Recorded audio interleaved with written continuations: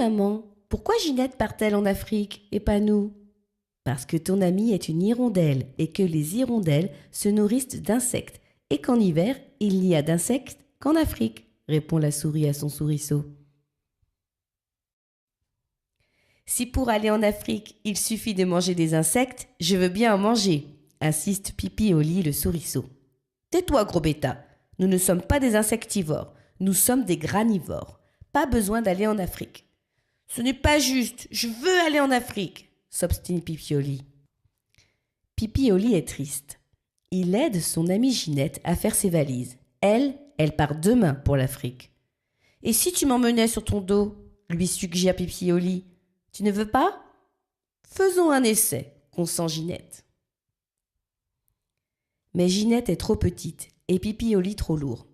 Il te faudrait un oiseau migrateur beaucoup plus gros, comme le coucou, lui conseille Ginette. Mais tu ne verrais rien, car il voyage de nuit. Ça serait dommage. Il y a des oies, mais elles volent tellement haut que tu serais gelé avant d'arriver. Il y a les cigognes, c'est grand, c'est confortable, mais... Pipi-Oli n'attend même pas que Ginette termine sa phrase. Il se précipite chez les cigognes. Les cigognes sont des oiseaux souriants et très aimables. C'est du moins l'impression qu'en a Pipi-Oli. « Voilà, dit-il timidement, impressionné par la taille de leur bec. « J'aimerais que vous m'emmeniez en Afrique. » Pipi-Oli s'interrompt. Il vient d'apercevoir le plat posé sur la table. « Des mangeuses de souris !» s'écrie-t-il. Il n'a que le temps de sauter hors du nid. Pipi-Oli a de la chance. Il tombe sur son vieil ami, le merle zigomare. « Toi qui connais tout, tu connais l'Afrique ?» lui demande Pipi-Oli, qui a de la suite dans les idées. « Quoi? Moi? Évidemment !»« Tu y as déjà été ?» s'exclame Pipi-Oli, qui voit déjà son rêve réalisé. « Moi non. Pourquoi aurais-je été en Afrique ?»« Mais tu saurais y aller ?» l'implore Pipi-Oli.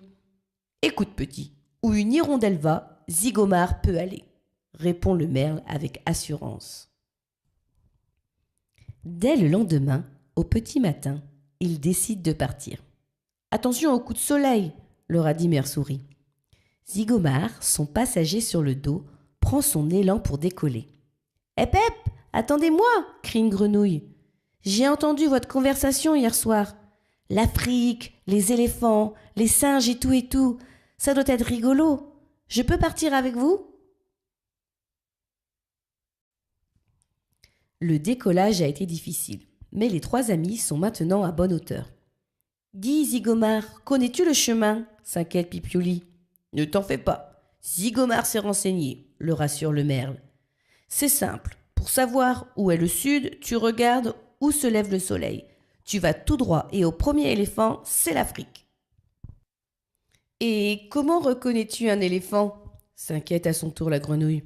« À ses défenses, mademoiselle. Zigomare reconnaît un éléphant à ses défenses, » rétorque Zigomare, d'un ton sans réplique. « Dis donc, ça n'était pas des oies qu'on vient de croiser ?» demande Pipi-Oli. « Oui, et alors ?» dit Zigomare. « Mais elles ne sont pas en Afrique, les oies ?» s'étonne la grenouille. « Si, mais les oies sont bêtes. Elles ont dû oublier quelque chose, alors elles ont fait demi-tour, » ricane Zigomare. « Tenez, voilà la mer. L'Afrique n'est plus loin. » « L'Afrique, l'Afrique !» Les deux passagers sont réveillés en sursaut par les cris de Zigomare. « Là, un éléphant !» s'exclame Zigomare. « Regardez ses défenses !»« Tu es sûr que c'est un éléphant ?» dit la grenouille. « Je ne voyais pas ça comme ça. »« Moi non plus, » dit le souriceau. « Regardez, des singes !» s'esclave Zigomare. « Comme ils sont drôles !»« Je ne voyais pas ça comme ça, » dit Pipi-Oli déçu. « Moi non plus, » dit la grenouille. « Et en plus, on n'a pas de chance, il neige. »« Attention !» hurle Zigomare. « Des crocodiles !» Les trois amis réussissent à s'envoler juste à temps.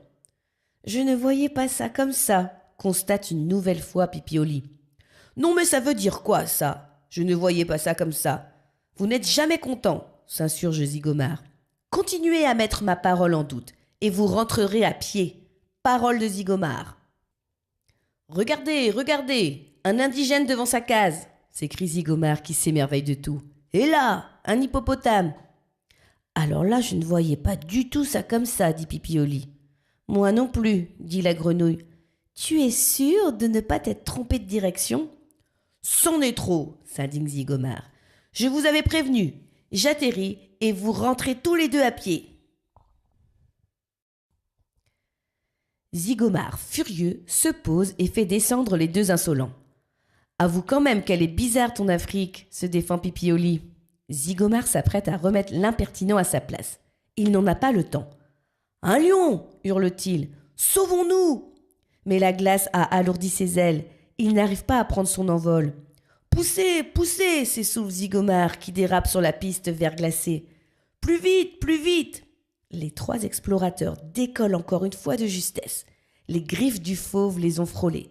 Ils ont eu trop peur. Ils ont trop froid. Ils décident de rentrer.